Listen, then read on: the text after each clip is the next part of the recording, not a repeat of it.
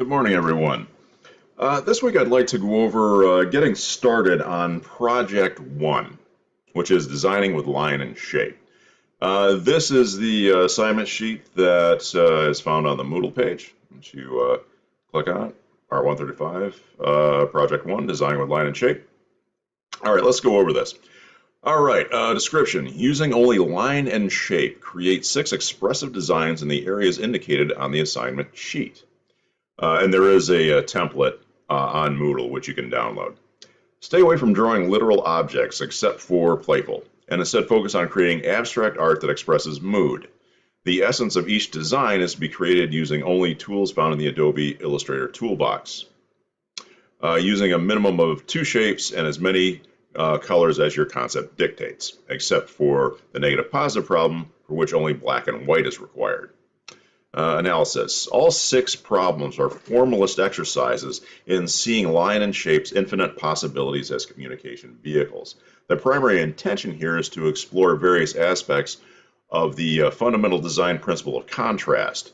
Negative positive relationships, scale, and patterning are explored. By experimenting with line and shape within the parameters of these design principles, designers can develop basic skills into personal expressive repertoires.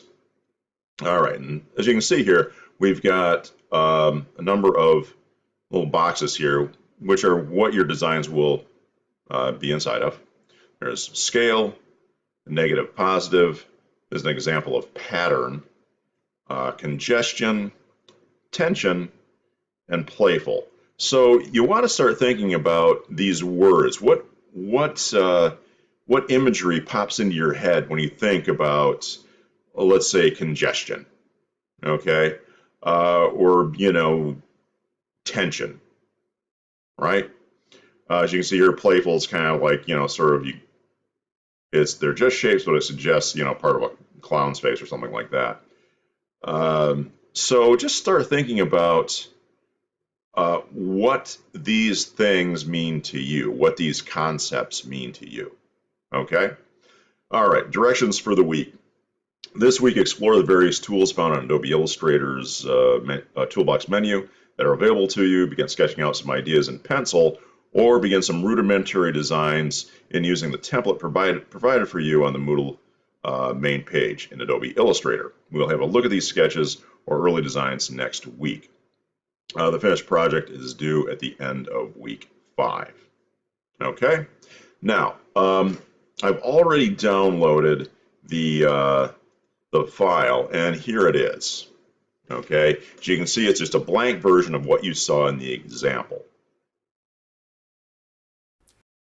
But before I get started on actually creating the designs, I want to set up my workspace in a way that is more conducive to what I need to do. Okay, right now, Adobe Illustrator's workspace is set up on Essentials, okay? Yeah, and you can tell that by looking up here to the right top. It says Essentials, okay? This has some of your basic tools, but not really all of them, okay? And also, if you put it on a different workspace, different palettes will be more readily available to you. Now you could go up to Window, and start clicking on these different palettes. But it's just easier to just click on Essentials up here to access the drop-down menu. Now for this project, I think the best choice is probably painting. Okay, so let's click on that and take a look at it. All right, you can see what just happened. A bunch of palettes opened up over here. We've got some hidden or collapsed palettes right along here. And our toolbox also changed a little bit. We've also got a bar up here that's got access to different things. This is part of the sort of redundant thing that Adobe Illustrator does. Like for example, right here we've got stroke, okay, which is a 1-point stroke. That's the default setting. uniform and all that. Meanwhile, over here, stroke is also available, as is brushes and things like that. These palettes, we've got our color picker palette right here. We've got our color swatches palette right here. Okay. Beneath that, we've got a color guide, which could be expanded. Then like I said, we've got our brushes, we've got our strokes, we've got symbols, and then we've got a layers palette down here. As you continue on using Illustrator in this class and we start making more complex things, you might want to start using the layer palette to keep things organized. Okay, I'm not going to bother with that right now, but just keep that in mind. Okay, along here, these are collapsed palettes. There is a navigator palette, okay, which basically shows you what's on your screen. There's an info palette. This is the appearance palette, okay. Right here is our graphic styles palette.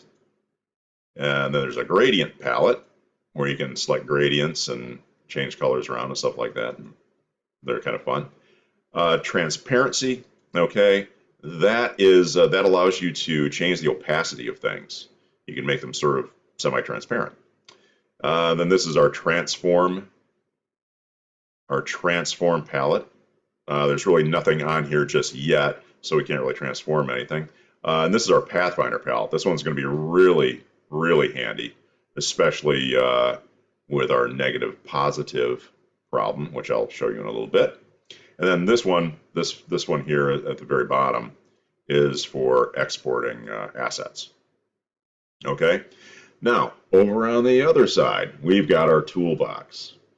Now, you can toggle the toolbox to either be sort of long and skinny like this, or you can have your tools be side to side, depending on your preference.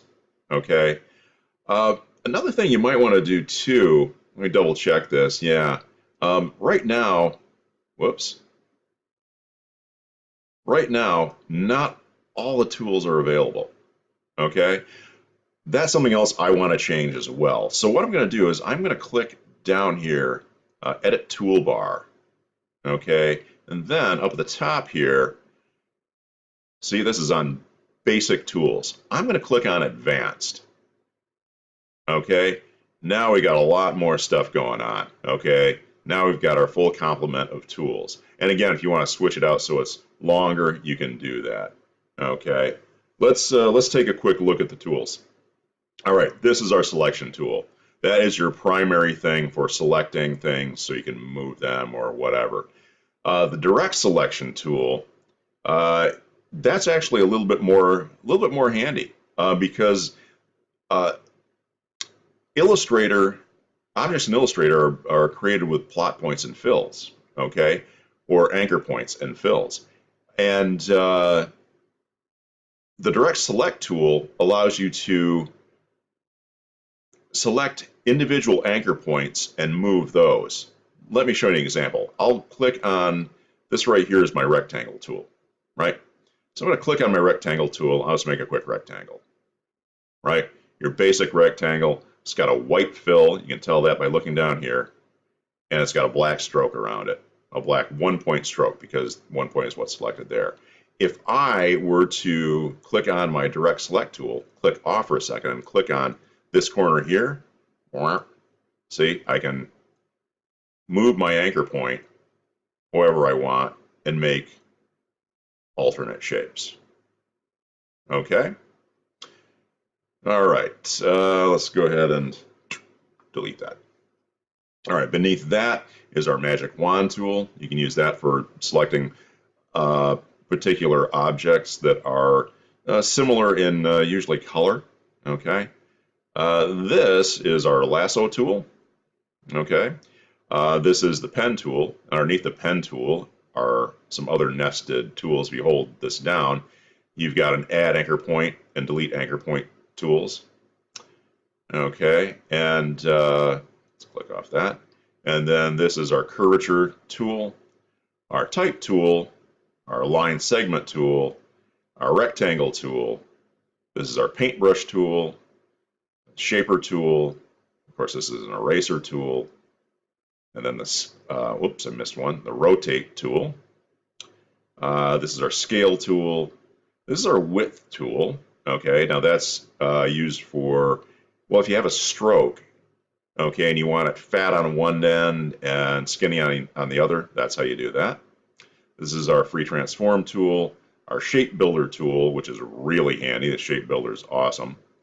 Perspective grid tool. This is our mesh tool, gradient tool, the eyedropper tool, blend tool. This is the symbol sprayer tool. So if you click on this and then click on your symbols over here, which are right here, let's say that, boom, then you wind up doing something like that. Okay, let's go ahead and undo spraying, undo spraying, undo spraying. There. Now, I wouldn't suggest that for this project simply because you're going to be using just line and shape, and you want to create your own imagery. All right, so that's what that thing does. Column graph tool. I have never used this, so you want to play with it, go ahead. Not sure what it does.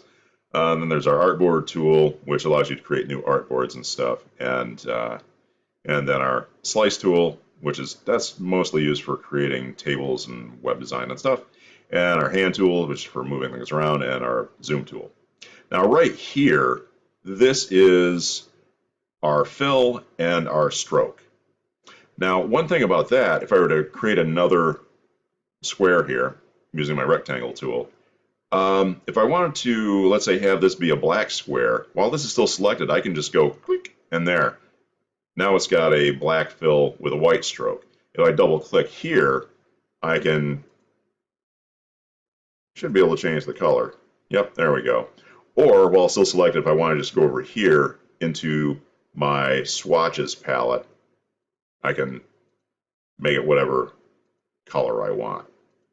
Okay, so that's pretty easy to use, pretty simple stuff.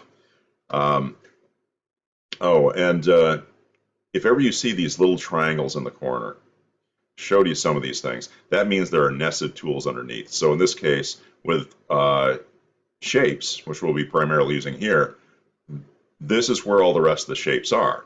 A rectangle tool, we got a rounded rectangle tool, we got an ellipse tool, polygon tool, star tool, and the flare tool. I don't use the flare tool too often, mainly because what it does is it makes what looks like a lens flare. It makes anything that you do look like some overly digitized thing from the late 90s. I think it's kind of a useless thing. Okay. All right, so let's start by creating some shapes. We're going to start with scale.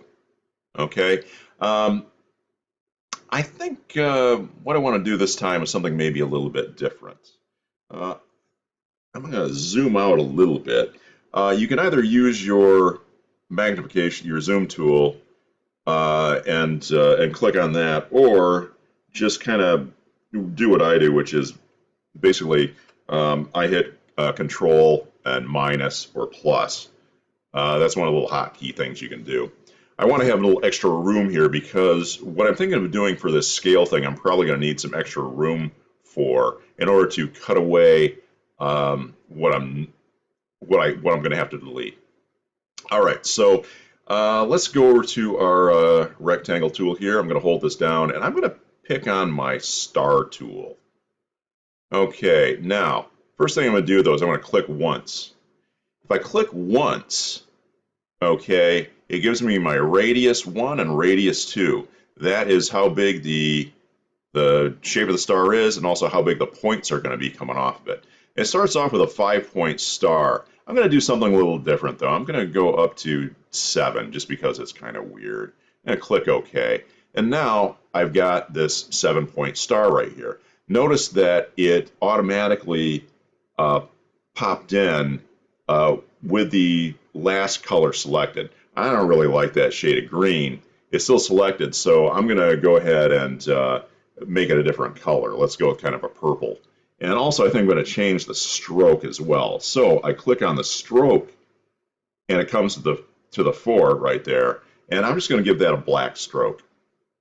Okay, now here's the thing with strokes too that you might find kind of interesting. I'll make this a little bit bigger so you can see it. I'm holding down my shift key so I can enlarge it, and it will enlarge proportionately. Okay. We'll zoom in here a little bit too. All right, this is still selected. I'm going to click on, let's see, not a line. Where is my, well, let's just do it this way. No. Stroke. Yeah, it wasn't showing up. Okay, there's my, oh, I think I just missed it. Okay, anyway, with stroke here, let's change this around a little bit. The default setting for stroke, I'm not real crazy about. We're going to go ahead and make this stroke a little bit bigger. The stroke is aligned at the center right now. Now, if you want to, you can actually change the alignment. Okay, I can put it the outside, so then the outline is all outside of the shape. I could put it on the inside, all right, or the default is center right there. You can also put different caps on your shapes too. Okay, notice that one kind of give it a kind of a sharp edge. That one gave it kind of a round edge. All right, so if you want to play around with those, you can see what it can kind of do. I'm going to put this back on stroke set to the outside and nice sharp point there. Okay, now I've got that shape going. I think that's probably going to work all right for something. But I think what I'm going to do though is, let's see, thinking about what my possibilities are here. Yeah, okay, I got an idea for that. I'm going to take this, I'm going to set this aside for a moment. You can do that in Adobe Illustrator very easily. You can make something and set it aside and say, okay, I'll think about that, you know, what I can do with that sort of thing. The reason I did that is because I want to actually put a background color in here, okay? And I can do that very easily. But before I do anything else, in order to do that, I'm going to put my defaults back in place, okay, by clicking just above my stroke and fill. I can click on default and it goes right back to white fill, black stroke. The reason I'm doing that is because I want to create another rectangle on top of the one that's here. So I'm just going to drag my cursor along there, and now I've got another square on top of the old one. But this one I can actually click on and assign a color to. So in this case, maybe I'll go with let's see, whoops, that was the stroke. Maybe I'll go with a gradient. Okay, I don't need to know. Learn more. Yeah, okay, get out of there, stupid thing. Okay, all right. That's how you can assign a color or a gradient very easily. Okay, and you can also, yeah, fading sky. You can see what the name of it is there. Or if you want to go with a solid color, you can do that as well. Let's try that. I'm just thinking of what would work with this color here. I don't know if fading sky would really work well. Okay. Then let's see if I put this back in here. Oh, look at that. It's not showing up. You know why? Because I created this square after I made this star. So let's fix that. Let's take this square here, and what I'm going to do is I'm going to go to Object, Arrange, Send to Back. Okay, that's an easy way to kind of move things around back and forth. So I've got my my one object behind the other. And here's the thing, if I want to keep this in place now, I can also, and not accidentally click on it as I'm working, I can just lock that, lock selection. Now it won't move. I can't click on it unless I unlock it. Okay. All right. So let's tilt this a little bit more. You know what I'm going to do? While this is selected, I'm going to copy that, and then I'm going to paste it. That gives me another one, but this one I think I'm going to make smaller. Again, going with that whole scale concept, a big one and a small one kind of working together, kind of locked together or something like that. Let's point this right at the interior part there.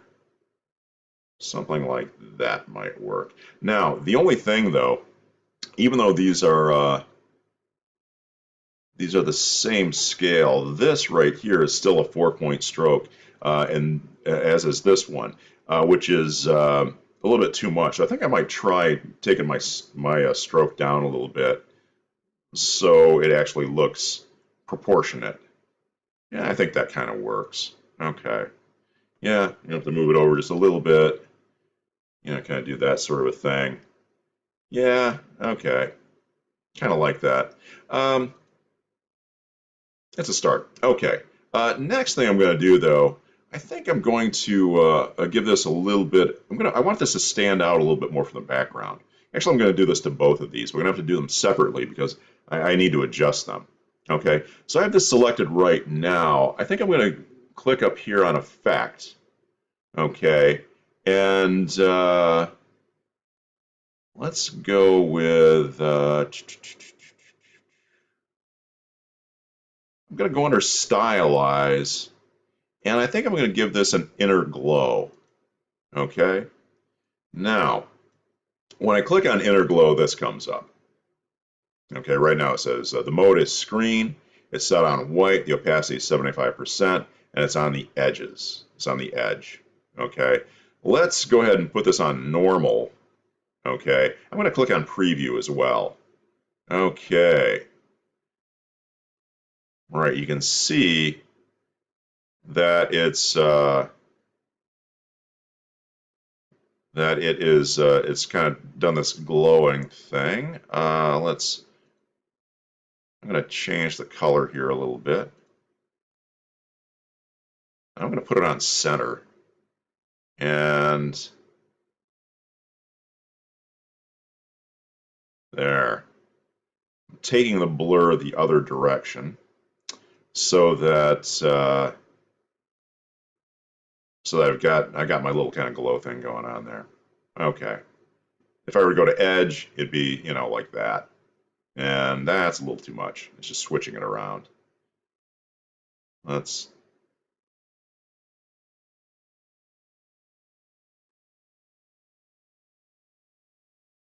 just kind of playing around. I think, okay, that'll work. All right. All right, and I'm going to do basically the same thing for this little start here, but the settings aren't going to be quite the same because it's smaller. All right, so I'm going to go ahead and click on this and effects. You know, I could just click on apply inner glow, and I think what it would probably do is just do the same thing. Oh, maybe it isn't going to. Okay. Said that it did, wasn't seeing it. Okay, let's just do this the hard way then. Let's see, stylize, inner glow. All right, let's preview that. Okay.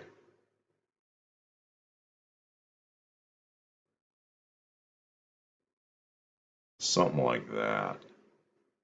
Yeah, as you can see, the settings have to be different for it to be about right. If I take it to 1, that's way too much. Take it to 3, that's not nearly enough. But that's about right, just like that. Okay, so there's my basic concepts for that. I might go ahead and do something like this just to play around my stroke here. Let's see what the stroke looks like white. No.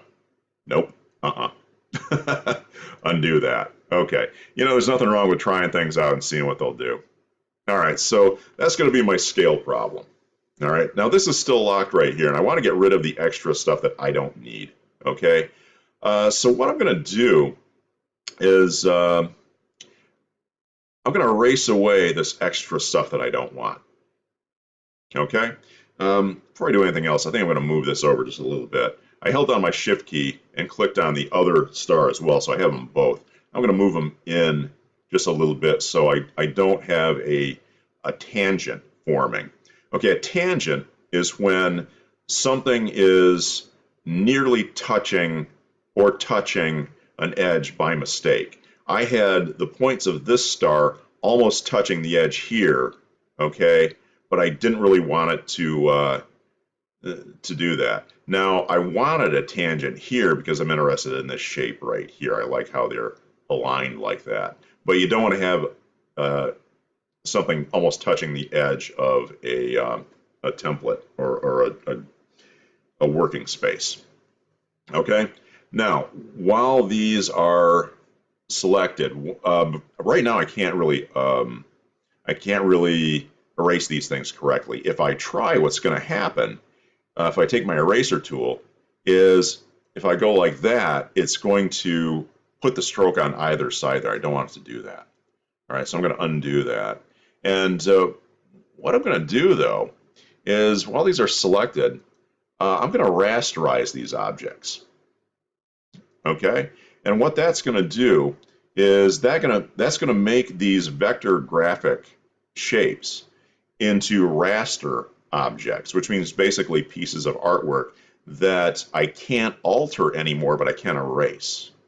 Okay, the little anchor points and fills are going to be replaced with rasterized pixels. Now, what I'm going to do here, when you click on rasterize, it comes up with your color mode, CMYK. That's fine. You can leave it on that. That's the default. High. That's usually the best thing. I think that's the default as well. One thing I'm going to change, though, is the background. I'm going to go from white to transparent. Because if I didn't, see all this here, this square that's surrounding our star, that would be filled in with white, and you wouldn't be able to see our box there. Okay, so just click on transparent, then click OK. All right, now these are rasterized objects. But we're not done just yet. Okay, the next thing we need to do in order to really be able to erase these and do this the way I want, I'm going to have to go up here to image trace. Okay, now under image trace, I've got some different options. I'm going to go with 16 colors. Okay, and then what it's going to do, providing my computer doesn't crash, that happened earlier when I was recording this stuff.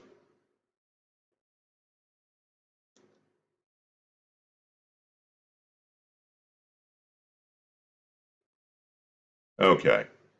Okay, made it look pretty funky. And again, we've got that square that I was talking about.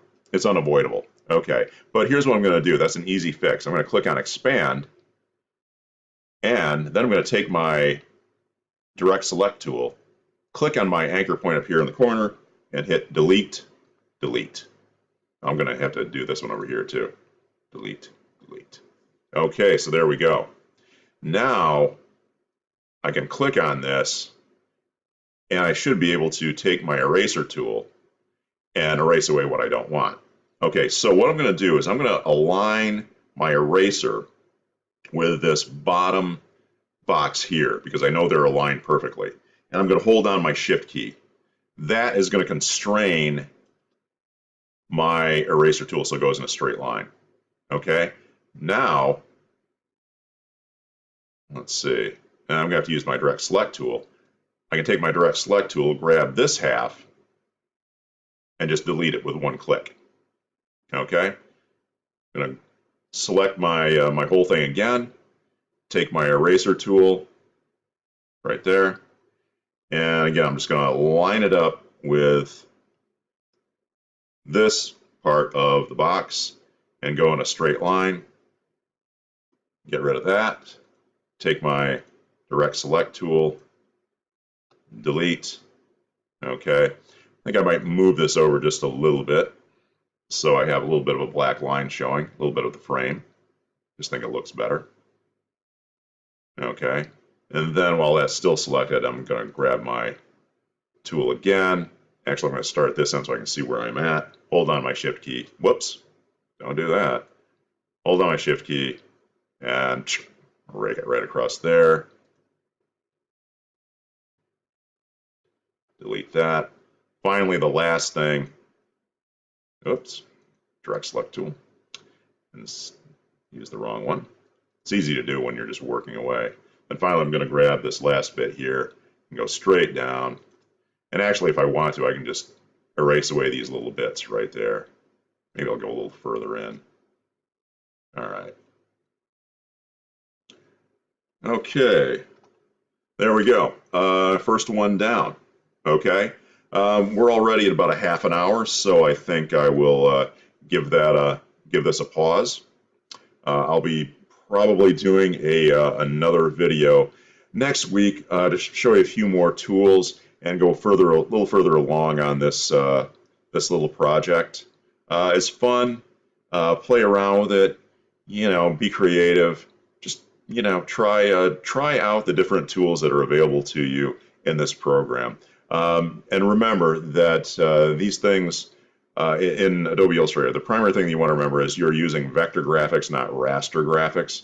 Despite the fact that I had turned this into this little star shape into a raster image, and in order to erase it. Play around with it, see what it can do, have some fun with it, and I will talk to you guys later. Okay.